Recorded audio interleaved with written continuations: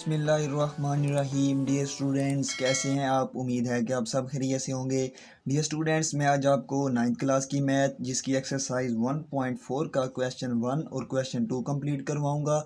तो जो इसका क्वेश्चन 1 है उसकी स्टेटमेंट पढ़ लेते हैं। Which of the following products of matrices is conformable for multiplication. क्या दर्जा झैल ज़रबी हासिल काली मुमकिन है या नहीं। यहाँ पे हमने टू मैट्रिक्स को आपस में मल्टीप्लाई नहीं करना, बल्कि हमने यहाँ पे ये बताना है कि कोई से भी अगर हमारे पास टू मैट्रिक्स हों तो वो किस तरह आपस में ज़रब हो सकते हैं या नहीं। जस्ट हमने यहाँ पे मेंशन कर देना है। तो उसके लिए आपने दो बातें ज़हन में रखनी है। नंबर 1 बात ये है कि आपने इसमें जो फर्स्ट हमारे पास मैट्रिक्स होगा उसमें आपने कॉलम्स की तादाद चेक करनी होती है, और जो हमारे पास सेकंड मैट्रिक्स होगा उसमें आपने रोज़ की तादाद चेक करनी होती है।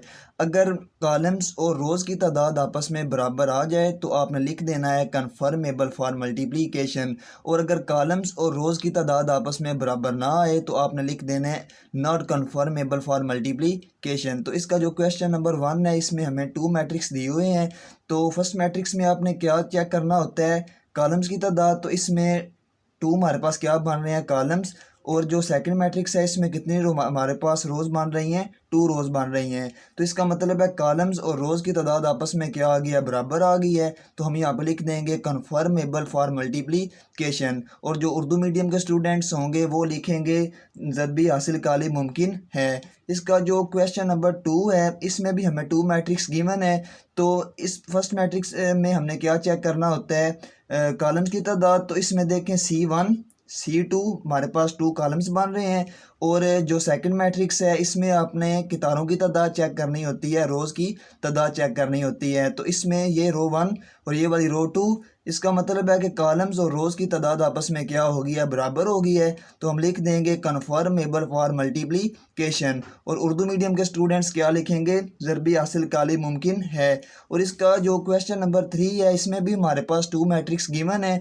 तो इसका जो फर्स्ट मैट्रिक्स है इसमें कॉलम्स की तादाद है हमारे पास 1, और जो सेकंड मैट्रिक्स है इसमें रोज़ की तादाद है हमारे पास 2। तो देखिए आप, कॉलम्स और रोज़ की तादाद आपस में बराबर नहीं आ रही, तो हमने लिख देना है नॉट कन्फर्मेबल फॉर मल्टीप्लिकेशन। और उर्दू मीडियम के स्टूडेंट्स क्या लिखेंगे, ज़रबी हासिल काली मुमकिन नहीं है।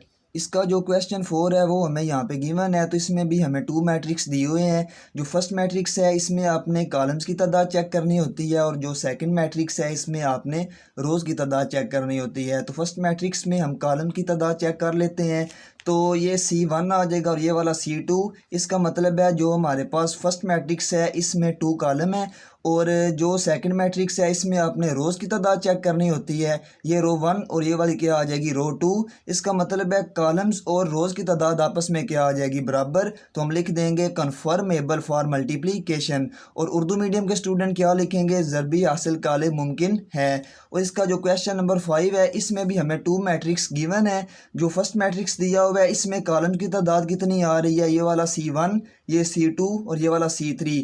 इसका मतलब है जो फर्स्ट मैट्रिक्स है इसमें कॉलम्स की तादाद आ रही है 3, और जो सेकंड मैट्रिक्स है इसमें रोज़ की तादाद कितनी आ रही है, ये R1 और ये वाला R2 और ये वाला क्या आ जाएगा, R3। इसका मतलब है कॉलम्स और रोज़ की तादाद आपस में क्या आ गई है, बराबर आ गई है। तो हम क्या लिख देंगे, कन्फर्मेबल फॉर मल्टीप्लिकेशन।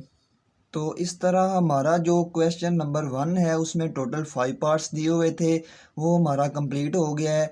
जस्ट आपने यहाँ पे क्या करना होता है, दो बातें ज़हन में रखना होती हैं। एक तो आपने फर्स्ट मैट्रिक्स में कॉलम की तादाद देखनी होती है, और सेकंड मैट्रिक्स में आपने रोज़ की तादाद चेक करनी होती है।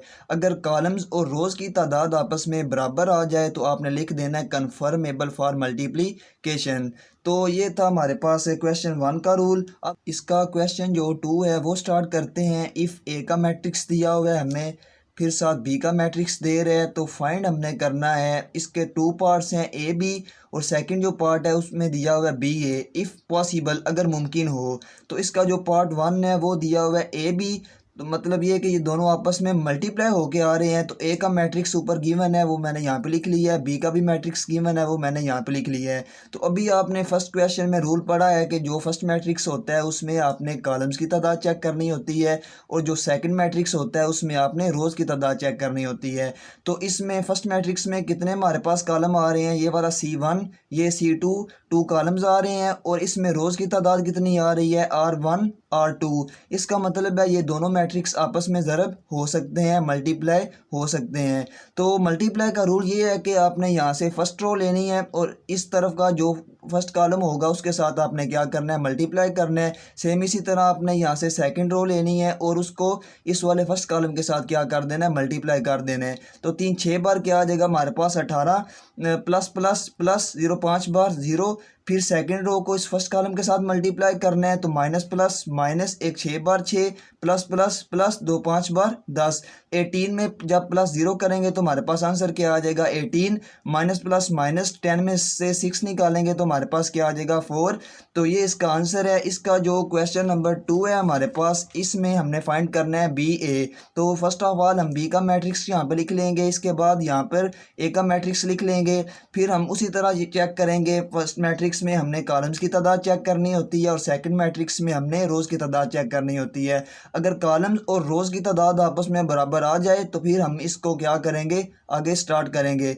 लेकिन अगर कॉलम्स और रोज़ की तादाद आपस में बराबर ना आई तो हम लिख देंगे नॉट पॉसिबल। तो फर्स्ट मैट्रिक्स में हम चेक कर लेते हैं कॉलम कितने हैं। इसमें सिर्फ जस्ट क्या बन के आ रहा है, एक कॉलम बन के आ रहा है। और जो सेकंड मैट्रिक्स है इसमें रोज़ की तादाद कितनी आ रही है, ये R1 और ये वाला R2। इसमें रोज़ की तादाद है 2 और इसमें कॉलम्स की तादाद कितनी है, 1। कॉलम और रोज़ की तादाद आपस में बराबर नहीं आई तो हम जस्ट यहाँ पे क्या लिख देंगे, नॉट पॉसिबल। डियर स्टूडेंट्स, अगर आपको मेरी ये वीडियो अच्छी लगी है तो आप मेरे चैनल को सब्सक्राइब करें, लाइक करें और वीडियो को ज़्यादा से ज़्यादा अपने फ्रेंड्स के साथ शेयर करें ताकि मेरी हर आने वाली वीडियो आप तक बआसानी पहुंच सके।